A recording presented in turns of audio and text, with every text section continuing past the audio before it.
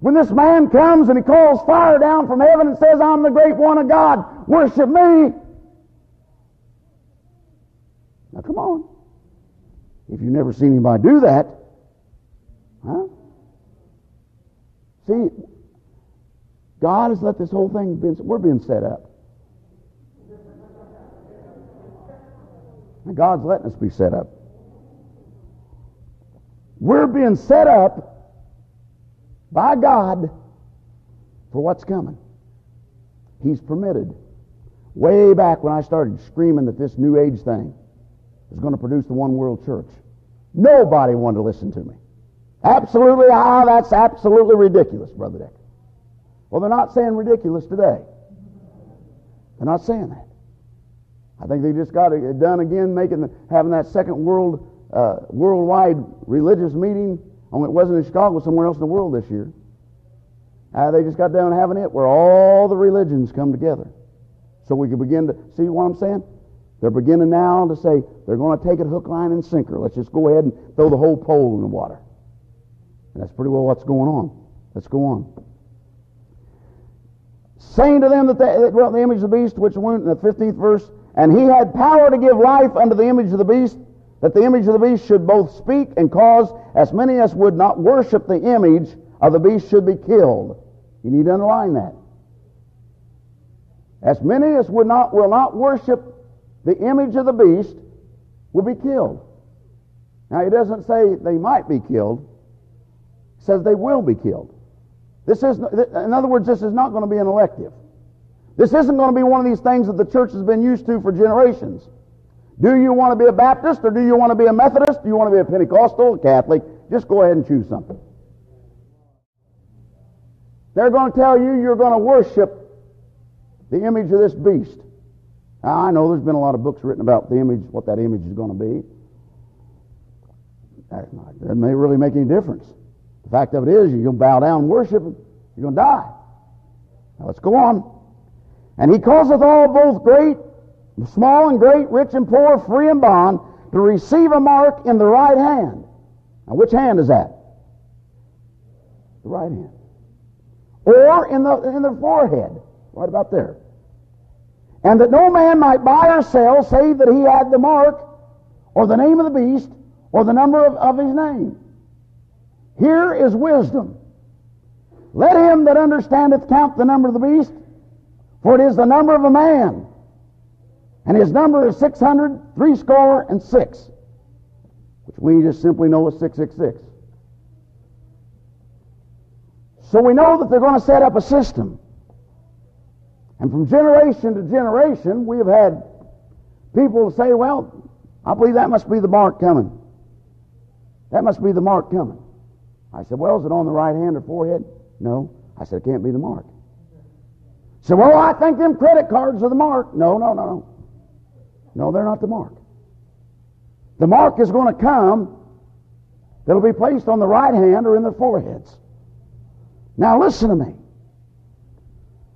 The credit cards were the beginning that will lead to the mark. To get us, as nations, to come to a place where we will begin to depend on these cards. You know, they run through the computer and they can find all things out about you. Now, the wild thing about this is, they're talking now cashless society. They're going to finally get around to changing the money. Like I've been prophesying for probably 7, 8 years. Somewhere in, I guess, 99, they're going to have the money changed over. And they're talking about the reason they're doing all this and changing the colors and the way they're doing it is counterfeiters. Don't you believe that? There's a conspiracy. There has been for generations that's out to carry through to this mark. Whether they knew or they didn't know, the conspiracy was set. And they're going to carry it out in this generation. Now, from the credit cards, we have begun to accept the fact that, it's easier to just use that credit card.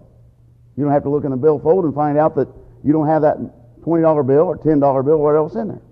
Some of us have found out, though, that, yeah, that credit card, but you still got to pay at the end of the month. Right? And some of us found out because we don't have to just go with, and when the money's out of our billfold, stop.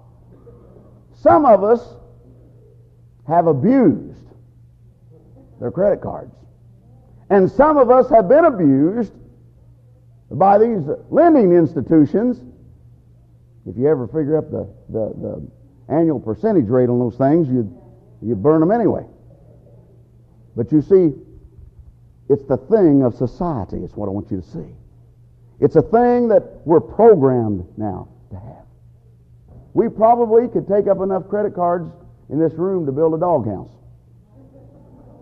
A big doghouse. See?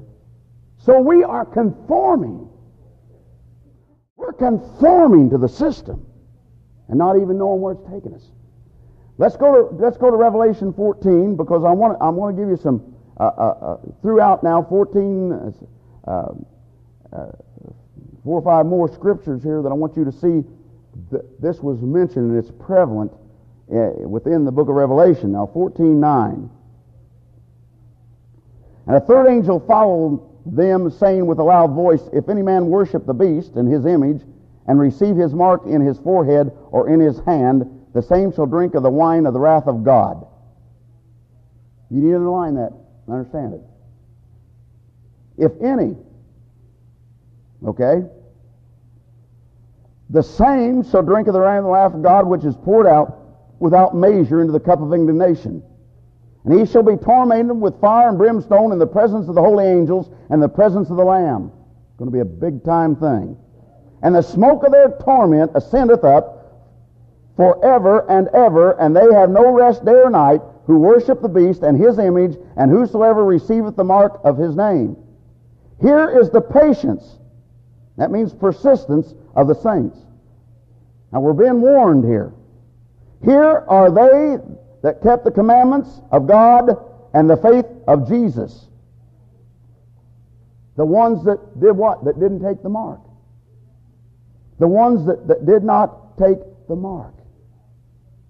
You take the mark, whether you call yourself a Christian, whether your name is written in the books, the Lamb Life's book or not, you're going to burn. Not only are you going to burn, you're going to forever.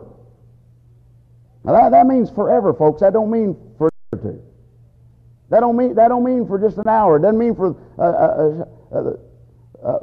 whatever would be being tormented by the people that's going to insist that mark be taken. Let's go on to 16th chapter of Revelation. First verse says, And I heard a great voice out of the temple saying to the 7 angels, Go your ways, and pour out of the vials the wrath of God upon the earth. And the first went and poured out his vial upon the earth, and there fell a noisome and grievous and sore upon the men which had the mark of the beast, and upon them which worshipped his image. So see, it's going to start long before having to stand before God. It's even going to be then. I said before that this generation stands as no other generation stood. Now you stop and think a minute. Has there ever been another generation that was faced with the mark of the beast? No. So therefore, your salvation, proclaiming it, receiving Christ into your heart, is going to get you to heaven. That's all that you needed. That's still all you need today, except the mark comes, you take the mark, you don't go to heaven. Serious stuff, isn't it? Now can you see why I'm saying to the church, wake up. Prepare yourselves for what's coming. A church that's not prepared for this thing is going to fall into it and not even know what's going on. But I'm going to tell you something about this living God that we serve. He does nothing except He first reveal it out of the mouths of His prophets. The church is not going to be able to stand before God and say, I didn't know it. Because they're hearing it. And those of you that are listening on TV, you're hearing it. And it's being told, this story isn't just being told in Evansville.